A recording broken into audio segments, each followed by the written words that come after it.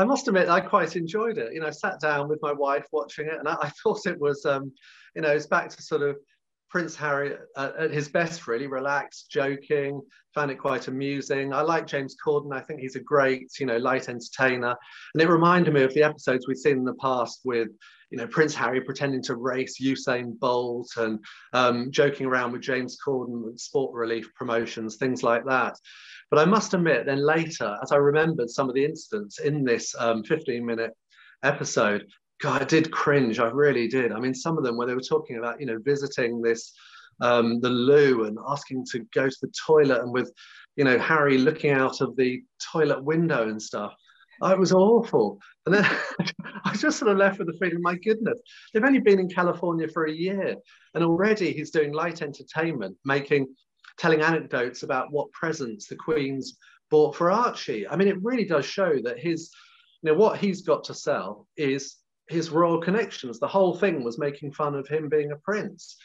So, you know, all this with Oprah and all this antagonism, it's just, it seems to be crazy to be sort of cutting off his nose to spite his face. Rebecca, presumably he would never have, you know, been permitted to do that kind of an interview as officially part of the firm. And do you think that's the point? Is that him sort of, well, I mean, in essence, sticking his fingers up to the establishment in doing such an interview?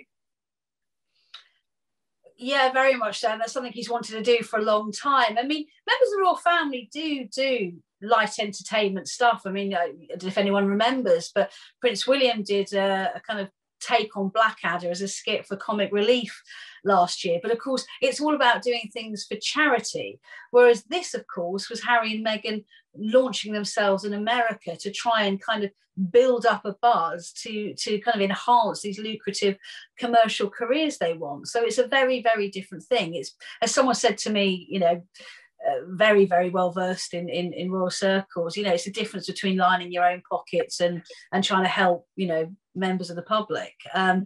So yeah, he definitely wouldn't have been able to do something to that extent. And I'm very much with Richard. Actually, there were things that made me really smile about it, because I've covered the royals for quite a lot of years, and Richard mentions, you know, when Harry raced Usain Bolt, you know, I was there. And, you know, we were all in stitches because Harry was hamming it up and then, you know, pretended to kind of cheated and started ahead of him. He was absolutely brilliant on occasions like that. And I think we saw a real, you know, harking back to that. But of course, as Richard rightly says, you know, the parts of the interview when he kind of, you know, used the toilet of the Fresh Prince of Bel-Air's house and did the rap. I mean, a lot of people I know were kind of asking, could they come back out from under the kitchen table yet when they were watching it, because it was hawking on those royal connections, and they promised that they would do nothing that would embarrass the Queen. And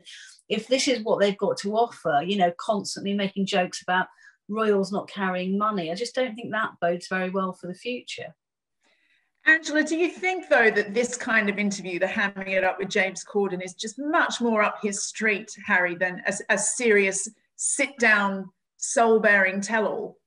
Yes, very much so. I mean, I think there's still that child in him that likes to be mischievous. And one of the reasons why he loves children and they adore him. I mean, he set up this charity, Centabile, which is an orphanage for children whose parents had died of AIDS.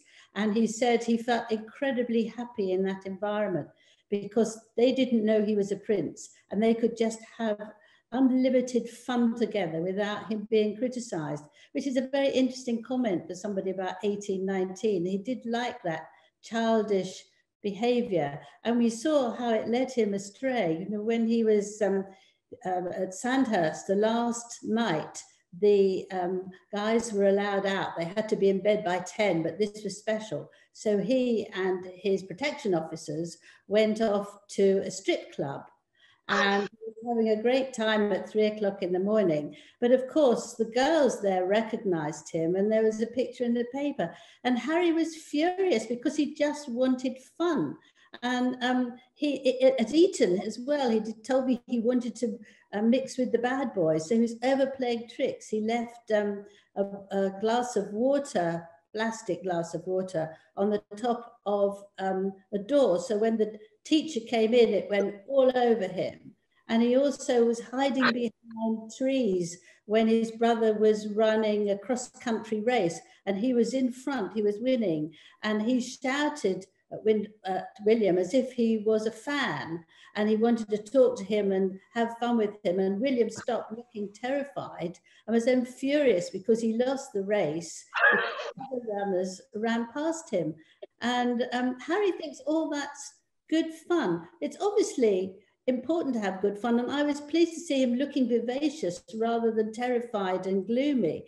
But you have to know when to stop, and I think that's a really difficult thing for Harry. He just goes over the top.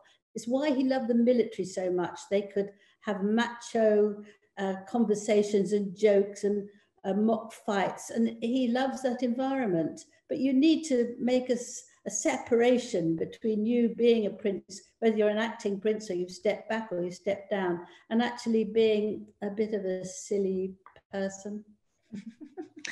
A silly person, sometimes slightly annoying person by the sound of it. But Richard, I want to ask you this, as a journalist, what my first instinct was when I saw the James Corden clip was, Oprah must be fuming. It's like they spent all this money and all this build up in this sit down with Harry and Meghan, and only to be slightly undermined, I would have thought. Possibly, but I'm not sure. I think we'll find out on Sunday that it really is a very different type of thing. So I think, you know, as Rebecca suggested, they were thinking, how do we promote the commercial projects we've got, which is the big money stuff for Netflix, for Spotify. They've obviously decided to do this with a big tell-all interview with Oprah, which will be very serious. You know, I'm expecting a lot of tears. You know, my goodness, they've extended it to 2 hours. So, you know, it's going to be pretty heavy stuff, I think. Whereas James Corden was meant to be the sort of light, you know, sort of hors d'oeuvre before the really heavy steak of the Oprah interview.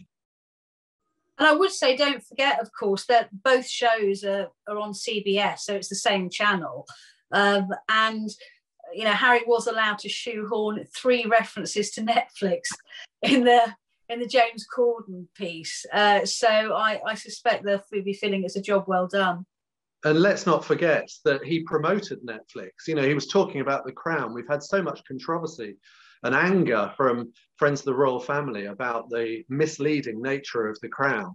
And there were calls even from government ministers for disclaimers to be run ahead of the programme. And there was Prince Harry saying, you know what, actually, I quite liked it. I preferred it to the papers. So it's very undermining. No opportunity missed to lay the boot in. Netflix is getting its money worth, believe me. Yeah.